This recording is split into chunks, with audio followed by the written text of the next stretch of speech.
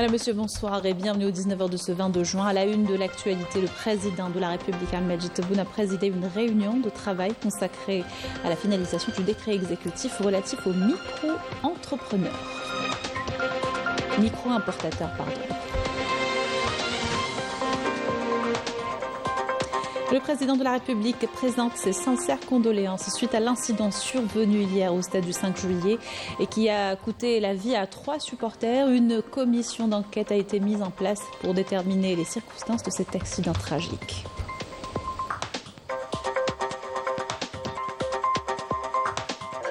L'Algérie exprime ses inquiétudes suite à l'escalade dangereuse et d'envergure au Moyen-Orient et appelle à la retenue. Réaction depuis Istanbul portée par le ministre des Affaires étrangères qui a eu une activité diplomatique dense.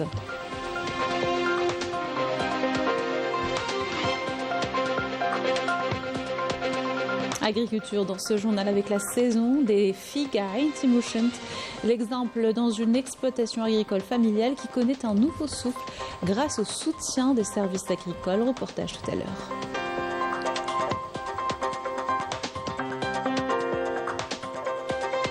Nous irons ce soir à Skikda qui s'est bien préparé à recevoir ses nombreux visiteurs. La wilaya qui mise plus que jamais sur le tourisme se renforce de nouvelles structures hôtelières. Gros plan dans cette édition. Je vous le disais en titre, le président de la République, Ahmed Tebboune, a présidé aujourd'hui une réunion de travail consacrée à la finalisation du décret exécutif relatif aux micro-importateurs. Le décret sera publié à la fin du mois en cours. Cette réunion s'est tenue en présence du directeur de cabinet à la présidence de la République, Oualam Boualem, du secrétaire général de la présidence de la République, Abdullah Mounji, le ministre de l'Intérieur, des collectivités locales et de l'aménagement du territoire, Brahim Red, le ministre des Finances, Abdelkrim Bouzred, le ministre du Commerce extérieur et de la promotion des exportations, Kamel Alzik, le ministre du Commerce intérieur et de la régulation du marché national, Taïeb Zitouni, le ministre de l'économie, de la connaissance, des start-up et des micro-entreprises, Nourdine Ouda, le directeur général de la Sûreté nationale, Ali Boudaoui, et le directeur général des douanes, Abdelhafid Bakhouch. Et ce drame survenu hier au stade du 5 juillet où 3 supporters ont perdu la vie suite à leur chute des tribunes supérieures. 74 autres ont été blessés. Le bilan initial faisait état d'un mort. Le président de la République avait alors présenté ses sincères condoléances à la famille du supporter décédé. Puisse Allah lui accorder sa miséricorde et l'accueillir en son vaste paradis. Condoléances également aux supporters et au staff du Mouloudia d'Alger, priant le Tout-Puissant d'accorder aux blessés dans cet accident un prompt rétablissement pour qu'ils puissent retourner rapidement auprès de leurs proches, a écrit le chef de l'État.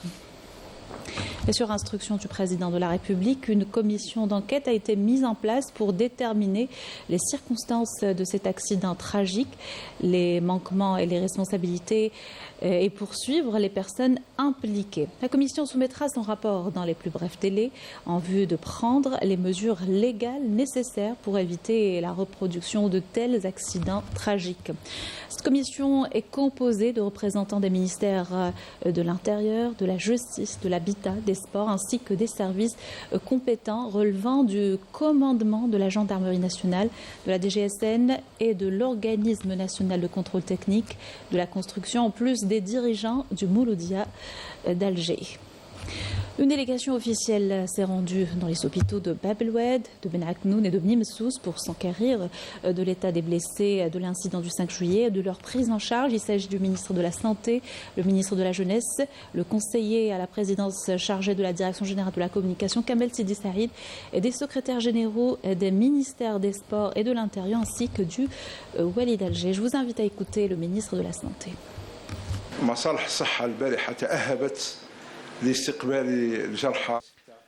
Les services de santé ont accueilli 74 blessés hier.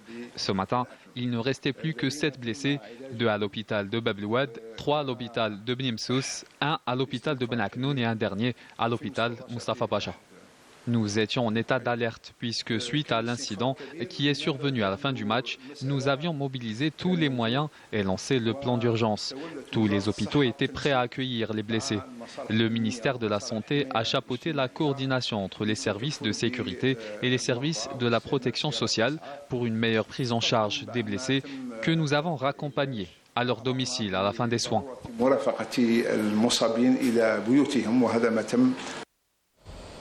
Coopération. Le Premier ministre Nadel Al-Baoui a reçu ce dimanche le ministre du Développement social du Sultanat d'Oman, Leila bin Ahmed bin Awad Al-Najjar. Les discussions qui se sont déroulées en présence de la ministre de la Solidarité nationale, de la Famille et de la Condition de la femme, Soraya Mouloudji, ont été l'occasion de saluer le lien de fraternité et des relations d'amitié et de coopération unissant les deux pays frères qui connaissent une dynamique exceptionnelle.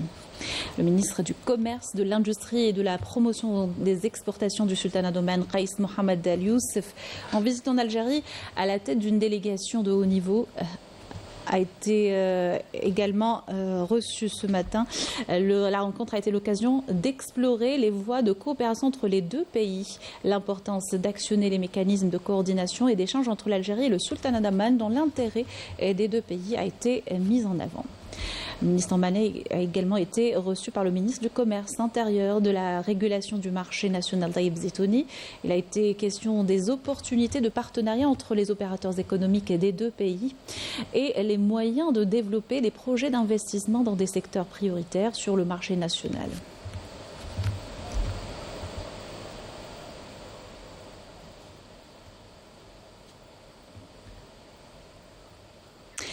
La 51e session du Conseil des ministres des Affaires étrangères de l'Organisation de la coopération islamique s'est poursuivie ce dimanche à Istanbul. Et en marge des travaux, le ministre d'État, ministre des Affaires étrangères, de la Communauté nationale à l'étranger et des Affaires africaines, Ahmed Attaf, s'est entretenu avec le vice-premier ministre, ministre des Affaires étrangères et des expatriés du royaume hachimite de Jordanie, Ayman Safadi. Les entretiens ont permis l'examen des développements graves que connaît la région du Moyen-Orient suite à l'agression continue contre la République islamique d'Iran et la poursuite de la guerre génocidaire menée contre le peuple palestinien frère Gaza, avec les actes d'escalade qui en surviennent, qui en Cisjordanie et à Al-Quds également. Ahmed Attaf a eu des entretiens bilatéraux avec le ministre des Affaires étrangères de la Malaisie, Mohamed Hassan, avec qui il a passé en revue les différentes dimensions des relations algéro-malaisiennes et les moyens à même de les promouvoir davantage, notamment dans les domaines économiques. Les deux ministres ont exploré les perspectives de partenariat entre l'Algérie et l'Association des nations de l'Asie du Sud-Est en prévision d'une adhésion imminente de notre pays au traité d'amitié et de coopération en Asie du Sud-Est. Entretien également d'Ahmed Attaf avec le ministre des Affaires étrangères, de l'immigration et des expatriés de la République arabe d'Égypte, Badr Abdelhadi. Les deux ministres ont discuté des derniers développements de l'agression contre la République islamique d'Iran et de ses répercussions au Moyen-Orient. L'accent a été mis sur la nécessité de poursuivre la coordination dans le cadre de la Ligue arabe et de l'OCI pour renforcer les efforts internationaux en faveur de la désescalade et un cessez-le-feu.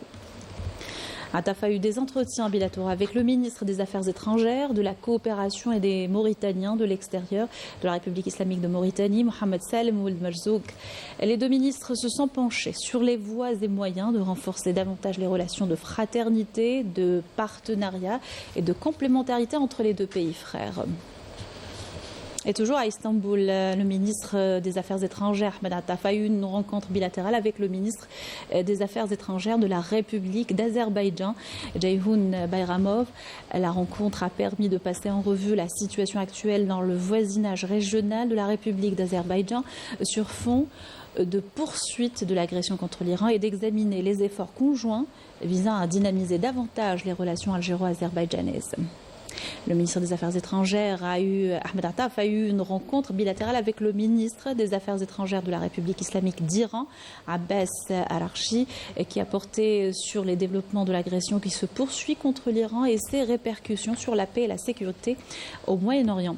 Attaf a réitéré la position de l'Algérie et réaffirmé son engagement en sa qualité de membre non permanent du Conseil de sécurité à œuvrer pour la consécration de l'approche politique et pacifique fondée sur les dispositions et les règles de la légalité internationale et la Charte des Nations Unies en vue d'épargner la région davantage de tensions et de tragédies. Ahmed Attaf a également eu une rencontre bilatérale avec le ministre des Affaires étrangères et des expatriés de la République du Yémen, Shaya Mohsen Zindani. La rencontre a permis d'examiner l'évolution de la situation au niveau régional et ses répercussions au Yémen et de réaffirmer l'engagement de l'Algérie à contribuer de par son statut au Conseil de sécurité des Nations Unies à impulser le processus de règlement de la crise qui perdure dans ce pays frère.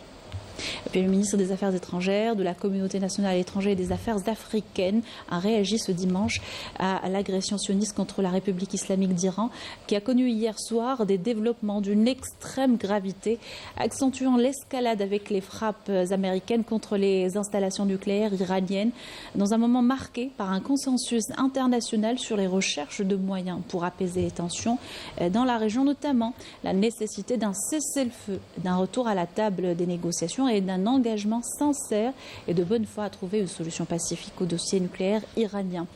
L'Algérie exprime sa vive préoccupation et son profond regret face à cette escalade qui aggrave la situation dans la région et l'expose à des risques sans précédent aux conséquences imprévisible, affirmant que les voies militaires n'ont jamais permis de résoudre les problèmes auxquels elle a été confrontée et que seule l'approche politique pacifique fondée sur les principes et les règles de la légalité internationale et la Charte des Nations Unies peut épargner à la région davantage de tensions et de tragédies. Et la situation est explosive au Moyen-Orient, c'est le moins que l'on puisse dire en ce 10e jour des affrontements entre l'Iran et l'entité sioniste, mais surtout les frappes américaines qui ont ciblé les 3 sites nucléaires iraniens de Fordow, Natanz et Isfahan. Téhéran a appelé à une session d'urgence du Conseil de sécurité de l'ONU qui se tiendra ce soir à 20h. Walid Yousfi. 10 jours après le début de l'agression sioniste contre l'Iran, l'escalade militaire ne faiblit pas. Les affrontements se sont intensifiés de part et d'autre, gagnant en ampleur et en intensité. Ce matin, l'Iran a riposté en lançant une salve de 40 missiles, ciblant en profondeur les territoires occupés par l'entité sioniste et provoquant d'importants dégâts matériels. Les forces sionistes ont ciblé aujourd'hui plusieurs sites stratégiques et zones résidentielles iraniennes dans des attaques d'une rare intensité. La tension a franchi un nouveau palier avec l'intervention directe des États-Unis. Des frappes aériennes ont visé dans la nuit d'hier 3 installations nucléaires iraniennes à Fordow, Natanz et Ispahan.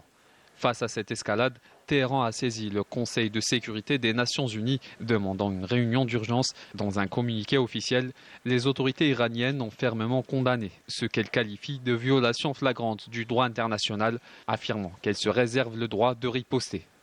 Le directeur de l'Agence internationale de l'énergie atomique a annoncé une réunion d'urgence qui se tiendra demain au siège de l'instance onusienne à Vienne. Cette montée des tensions a provoqué de sérieuses perturbations dans le trafic aérien international. De nombreuses compagnies ont décidé d'éviter l'espace aérien du Moyen-Orient, alimentant les craintes d'un embrasement régional aux conséquences potentiellement dramatiques. Et en parallèle de ces attaques contre l'Iran, les forces sionistes intensifient leurs attaques à Gaza. 29 Palestiniens ont été tués ce dimanche.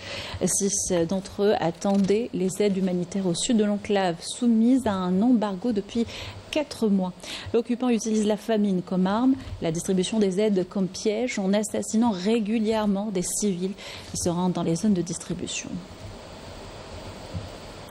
Retour dans le pays où la saison des figues a bien débuté avec l'apparition de la figue fleur, la toute première de l'année. Une exploitation agricole familiale à Ain Timouchen on cultive, portée par l'expérience de Belkacem et le travail quotidien de 15 ouvriers. Et elle connaît un nouveau souffle grâce au soutien des services agricoles, nous dit Alaouf Hamouche dans ce reportage. À Ain Timouchen, sur ces terres baignées de soleil et chargées d'histoire, la figue pousse à profusion. Un fruit discret mais très apprécié, remis au cœur de l'agriculture locale par des hommes de la terre comme Belkacem, 70 ans, pour qui la figue est plus qu'une culture, c'est un héritage. En ce mois de juin, c'est la figue fleur, la toute première de la saison, qui marque le début de la récolte. Depuis plus de 30 ans, Belkacem cultive la figue sur ses 4 hectares. Aujourd'hui, ils sont 15 à travailler à ses côtés. Une exploitation familiale devenue un véritable pôle d'activité locale. Moi, j'ai commencé avec quelques arbres seulement. Aujourd'hui, on cueille tous les jours. La figue est un trésor de la terre. La récolte commence avec la figue fleur, appelée ainsi car elle pousse sur les rameaux de l'année précédente. Plus grosse, plus douce et moins sucrée. Une production délicate réservée aux premières semaines de l'été. On commence tôt le matin, la figue fleur, elle est fragile. Il faut l'accueillir doucement pour ne pas l'abîmer. L'exploitation a franchi un nouveau cap ces derniers mois grâce à un soutien concret, le raccordement au réseau électrique rendu possible par les autorités locales. Une avancée décisive pour la conservation et la transformation des figues. Dans le secteur agricole, il est le secteur le plus important dans la wilaya de Ain Timouchent. Il contribue à l'approvisionnement des différents produits, tant végétaux qu'animaux, à large consommation. Il abrite aussi une grande part de la main-d'œuvre et il offre des opportunités d'emploi permanents et saisonnier. Avant, on travaillait comme nos parents. Maintenant, on peut aller plus loin. Je pense même à sécher mes figues à la chaîne. À Ain Timouchent, la figue fleur donne le temps à une saison prometteuse grâce à des hommes passionnés, travailleurs et à l'appui décisif des pouvoirs publics. La figuiculture filière ancestrale est remise au goût du jour, promettant de devenir une culture d'avenir. Et dans une dynamique de relance économique et soutien à l'investissement local, des unités industrielles longtemps à l'arrêt reprennent leur activité à El Djelfa et 9 en tout qui activent dans différents domaines. Comme vous allez le voir dans ce sujet signé Mohamed Chaouri, Bonif Majdad Ahmoun. Avec des équipements remis à neuf et une main-d'œuvre locale aux commandes, l'unité de transformation de fruits de la wilaya déléguée de Meshed renoue enfin avec l'activité après une longue période d'arrêt. Cette usine spécialisée dans la transformation des fruits, notamment l'abricot, affiche une capacité de production de 150 tonnes par jour. L'unité de transformation de produits agricoles de Meshed est affiliée au groupe public Agrodiv. Après 2 ans d'arrêt, elle reprend officiellement son activité. L'usine a enfin redémarré. Les employés sont à pied d'œuvre, les marchandises sont prêtes, les camions aussi. Tout va pour le mieux. Nous sommes contents de la réouverture de cette unité. La région est productrice de grenades et d'abricots. La reprise de l'usine nous garantira un débouché sûr pour écouler notre production. Parmi les projets industriels structurants figure également cette cimenterie implantée sur plus de 100 hectares avec une capacité de production estimée à 3 millions de tonnes par an. Une infrastructure qui devrait marquer un tournant dans la dynamique économique de la wilaya de Djelfa et des régions limitrophes. Ce projet de cimenterie avait pris du retard en raison de procédures juridiques inachevées. Moins d'une semaine après que la commission ministérielle mixte ait transmis la décision du groupe JICA, nous avons donné les instructions nécessaires pour évaluer concrètement l'état d'avancement et établir une feuille de route opérationnelle afin d'achever les travaux. Le tissu économique local se renforce également grâce à un nouveau projet d'envergure. Une unité de production de levures chimiques dont la capacité dépassera les 30 000 tonnes. Autant d'avancées concrètes qui traduisent une vision économique ambitieuse visant à faire de la wilaya de Djelfa un véritable pôle de production. Journée portes ouvertes inédite organisée par le consulat d'Algérie à Créteil en France. Il s'agit de sortir du formalisme et d'aller à la rencontre des citoyens avec l'objectif d'expliquer, rassurer et créer un lien direct avec les ressortissants. Une démarche placée sous le signe de l'écoute et la transparence, nous dit notre correspondante Afaf Belouchet. Au siège du consulat d'Algérie à Créteil, un décor inhabituel a pris place. Table garnie, thé fumant, pâtisserie finement présentée. L'ambiance est conviviale, presque festive et pour cause, c'est une journée exceptionnelle. Bienvenue chez vous.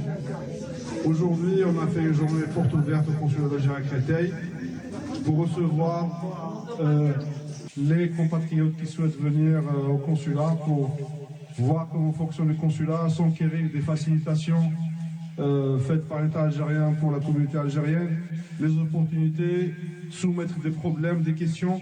Les portes du consulat sont donc ouvertes plus largement qu'à l'accoutumée. Une visite guidée permet aux citoyens de découvrir les coulisses de l'administration consulaire, de l'accueil au guichet, en passant par les services les plus sollicités. Ce genre d'événement, ça permet de ramener toute la communauté vers nos institutions et créer du lien social, c'est un lien de confiance et un lien de travail, tout en apportant surtout une sérénité dans nos relations vis-à-vis des services consulaires. Et lui, de faire des réunions comme ça, de se retrouver avec des membres de plusieurs associations, c'est important. Je pense que c'est une première et c'est bien réussi. Maintenant, on ne fait le pas de côté.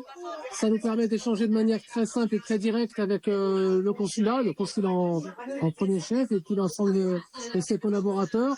Il y a une proximité qu'on attend depuis très longtemps. Et du coup, ça nous permet de poser des questions sur des sujets quotidiens. En soutien à la population, on se doit d'être présent et on se questionne pour beaucoup de choses. Donc voilà, on attend des réponses. Et des questions, en effet, il y en a. Sur les délais de délivrance des passeports, sur les annonces qui circulent, vraies ou fausses, sur les réseaux sociaux, sur les services nationaux et les procédures à suivre à l'approche des vacances d'été. Les échanges sont directs, sans détour entre le consul et les ressortissants. Parce que moi, on m'a dit c'est à partir de 19 ans, on vient avec le certificat qui font la journée d'appel. Pour se mettre en règle avec les autorités algériennes, parce que quand on est binational, on choisit de faire le service national dans les deux pays dans lesquels on est national. Co-organisé avec l'Union de la communauté algérienne en Europe, cet événement marque une volonté partagée d'aller à la rencontre des citoyens, mais aussi de l'administration. La communauté, elle est preneur, la communauté, elle affirme son soutien à son État et c'est un lien très fort avec le pays d'origine. Si la réussite de cette journée repose sur l'écoute et la transparence, elle est aussi le fruit d'un engagement discret mais précieux, celui des bénévoles. Pour mon pays déjà, j'ai eu des aides dans le sang, dans le nez, dans tout. Qu'est-ce que ça sent bon?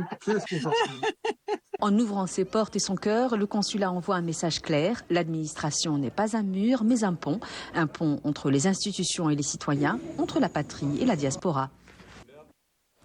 Culture avec le lancement hier soir de la nuit des musées, coïncidant avec l'ouverture officielle de la saison estivale.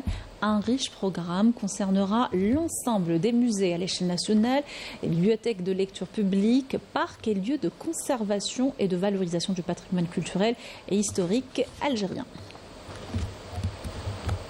Et on termine avec les préparatifs de la saison estivale à Skikda. La wilaya mise plus que jamais sur le tourisme avec l'ouverture de nouveaux hôtels ou encore l'aménagement de plages supplémentaires. Tout est prêt pour accueillir plus de visiteurs dans les meilleures conditions. Reportage de Majda Dahmoun. Avec son beau littoral, la wilaya de Skikda s'impose comme l'une des destinations phares de cet été. Pour pouvoir accueillir le flux important d'estivants, Russikada a renforcé son offre hôtelière avec l'ouverture de 3 nouveaux établissements urbains et balnéaires. Nous avons obtenu l'autorisation de construction en 2018. La pandémie de Covid-19 a retardé un peu les travaux, mais nous avons tout fait pour le remettre cet été. Il s'agit d'un hôtel urbain situé en plein centre-ville avec une cafétéria et un restaurant d'une capacité de 100 lits. Il est aussi idéal pour les voyages d'affaires. C'est un hôtel qui a une vue imprenable sur la mer. C'est un hôtel qui comporte pratiquement 30 chambres. La particularité de cet hôtel, il a pratiquement toutes les chambres qui sont en vue sur mer. Et il a aussi un restaurant au 5e étage. Chaque détail a été pensé, chaque détail a été étudié pour offrir une meilleure expérience. De nouvelles structures qui s'ajoutent à d'autres acquis dans le but d'offrir de meilleures conditions de séjour aux estivants. Avec l'ouverture de ces 3 nouveaux établissements cet été, La capacité d'accueil hôtelière de Skikda dépassera les 4000 lits. La wilaya dispose d'un littoral de 247 km. C'est le plus long du pays et comptera davantage de plages autorisées à la baignade, en plus des 35 plages déjà accessibles à la baignade. En 2024, les plages de Skikda ont accueilli plus de 10 millions de visiteurs et environ 700 000 touristes. Cela revient à l'activité du port et les croisières maritimes. La région est aussi en plein essor dans le domaine du tourisme de montagne. Avec une offre touristique diversifiée entre mer, montagne et forêt, Skikda espère s'imposer cette saison comme une destination incontournable. Voilà qui termine notre journal. Merci de l'avoir suivi. Excellente soirée sur Canal Algérie.